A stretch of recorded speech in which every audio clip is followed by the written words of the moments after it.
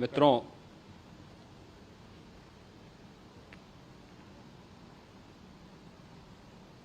महाकुंभ प्रयागराज का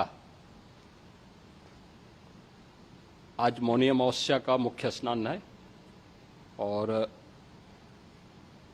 कल सायंकाल 7 बजे से ही काफी बड़ी संख्या में श्रद्धालुजन प्रयागराज पहुंच करके स्नान भी कर रहे थे और काफी बड़ी संख्या में श्रद्धालुजन ब्रह्म मुहूर्त का भी इंतजार कर रहे थे। एक दुर्भाग्यपूर्ण हादसा इसी दौरान अखाड़ा मार्ग पर संगम के तट पर हुआ, जिसमें 90 से ज्यादा लोग गंभीर रूप से या सामान्य रूप से घायल हुए। यह हादसा भारी भीड़ के द्वारा अखाड़ा मार्ग के बैरिकेडिंग्स को तोड़ने और उसके बाद उससे कूद करके जाने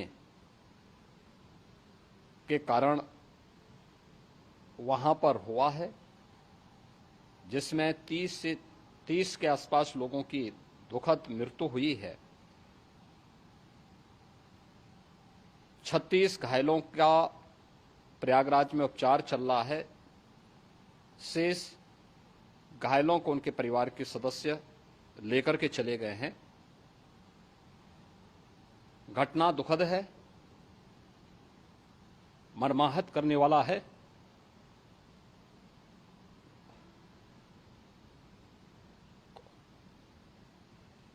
उन सभी परिजनों के प्रति हमारी पूरी संवेदना है। हम लोग रात्रि से ही लगातार प्रशासन के संपर्क में हैं। मेला प्राधिकरण,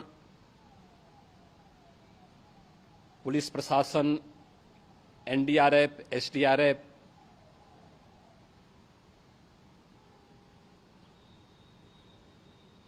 और भी अन्य जितने भी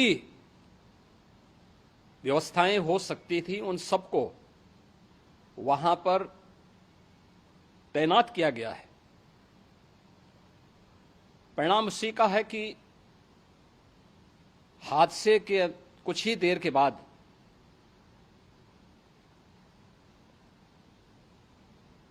राहत कार्य को ग्रीन कॉरिडोर बना करके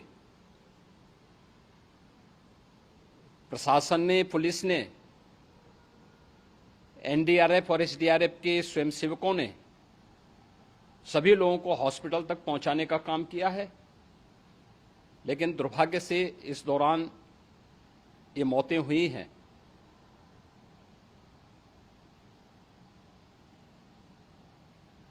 स्वाभाविक रूप से इन सब मुद्दों पर प्रश्न उठना स्वाभाविक भी है।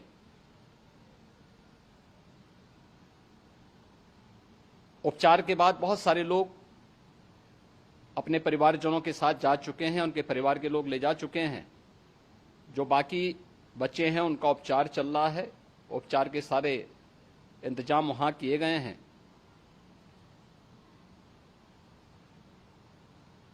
प्रेशर मौनी अमावस्या का ये मुख्य स्नान है महाकुंभ का, और बहुत ज्यादा प्रेशर प्रयागराज में होने के कारण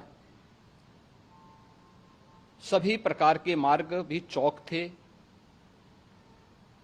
रात्रि से ही प्रशासन उन मार्गों को खुलवाने और स्थिति को सामान्य करने के लिए पूरी तत्परता के साथ लगा भी रहा।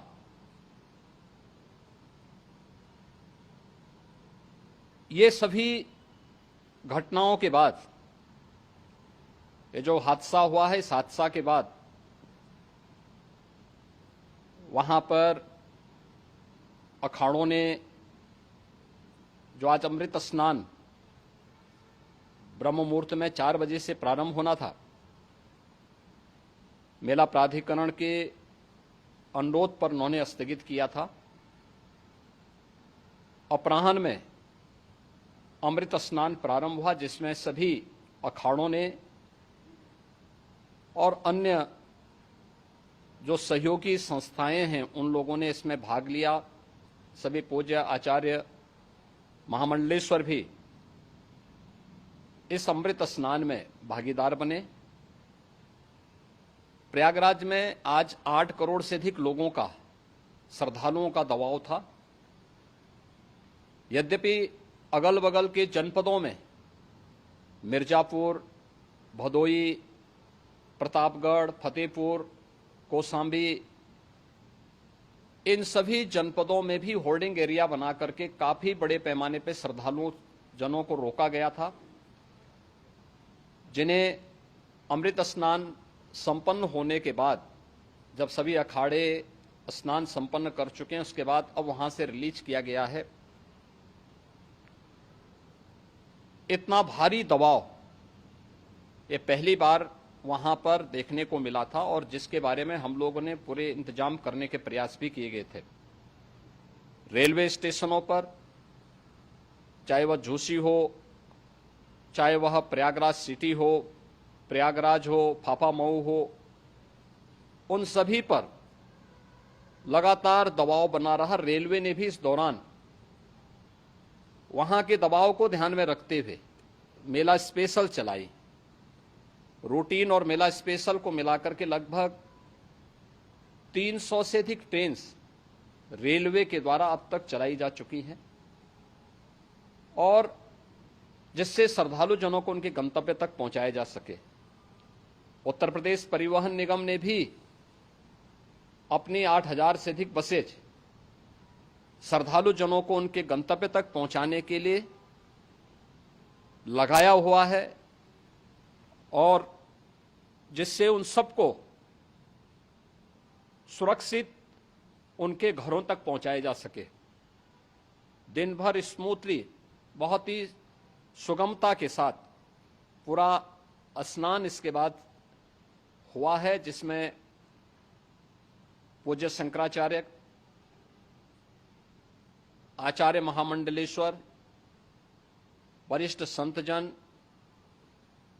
और सभी अखाड़ों ने इसमें पूरा सहयोग भी किया और पूरे कार्यक्रम को सकुशल संपन्न करने में अपना योगदान भी दिया है। ये सभी घटनाएं मर्माहत करने वाली भी हैं और एक सबक भी है, लेकिन हादसे के तह में भी जाने की आवश्यकता है, और इसी दिशा से सरकार ने भी तय किया है कि हम इसकी एक जुडिशियल इंक्वायरी भी करेंगे, क्योंकि कई बार रिव्यू होने के बाद स्थानीय स्तर पर हर प्रकार की सतर्कता के बाद आखिर कहां से ऐसे हादसे फिर भी होते हैं और हुए हैं। इसके लिए हम लोगों ने न्यायमूर्ति हर्ष कुमार के नेतृत्व में पूर्व डीजी श्री वीके गुप्ता और retired IAS Shri DK Singh, इन 3 सदस्यीय जुडिशियल कमीशन को भी इसके लिए गठित किया जा रहा है। इन सभी अन्य कार्यों के साथ साथ हम लोगों ने वहां की पूरी घटना पर आज पूरे दिन भर एक एक घटना को लेकर के मुख्यमंत्री का जो कंट्रोल रूम था, उस कंट्रोल रूम से भी, चीफ सेक्रेटरी के कंट्रोल रूम से भी, डीजीपी के कंट्रोल रूम से भी लगातार इन चीज़ों की मॉनिटरिंग की जाती रही। दिन भर बैठक चली है और लगातार एक एक घटना को लेकर के वहां पर प्रशासन के साथ संवाद भी रहा है, विभिन्न अखाड़ों के साथ संवाद रहा है, अन्य संतों के साथ भी दिन भर हम लोग संवाद बनाते रहे हैं। प्रातःकाल से आदरणीय प्रधानमंत्री जी का, माननीय गृह मंत्री जी का, माननीय राष्ट्रीय अध्यक्ष जी का, अन्य तमाम केंद्रीय मंत्रियों का, माननीय रेल मंत्री जी का, प्रदेश की माननीय राज्यपाल महोदया का भी समन्वय बराबर आवश्यक दिशा निर्देश भी और मार्गदर्शन भी प्राप्त होता रहा। इसको लेकर के यहाँ पर सरकार ने उसे नीचे मजबूती के साथ उतारने का कार्य करने का प्रयास किया। घटना अत्यंत दुखद है। मृतकों के प्रति मेरी विनम्र श्रद्धांजलि है। जितने भी मृतक के परिजन हैं, उन सभी परिवारजनों के प्रति जिन्होंने अपने परिवार के सदस्यों को खोया है, मेरी संवेदनाएं हैं। विनम्र श्रद्धांजलि उनके प्रति संवेदना मेरी है। और इस पूरी घटना की हम लोग न्यायिक जांच करवा करके इसकी तह में भी जाएंगे। इसके अलावा पुलिस के स्तर पर भी अलग से हम लोग इसकी एक अलग से भी जांच करवाएंगे कि आखिर कहां पे ऐसे हादसे किन कारणों से हुए हैं, क्योंकि पहले से इस बारे में हम लोग हमारी रणनीति थी कि इतनी बड़ी संख्या में श्रद्धालु वहां पर आएंगे। मृतक के परिजनों के प्रति हम प्रदेश सरकार की तरफ से, जिन्होंने इस हादसे में अपने परिवार के सदस्यों को खोया है, वहां पर मेला प्राधिकरण के पास वो पूरी सूची है, उन लोगों ने उसको वहां पे जारी भी किया है। मैं उन सब के प्रति अपनी संवेदना भी व्यक्त करता हूं और परिवारजनों को हम प्रदेश सरकार की तरफ से 25-25 लाख रुपए की आर्थिक सहायता की घोषणा भी कर रहे हैं।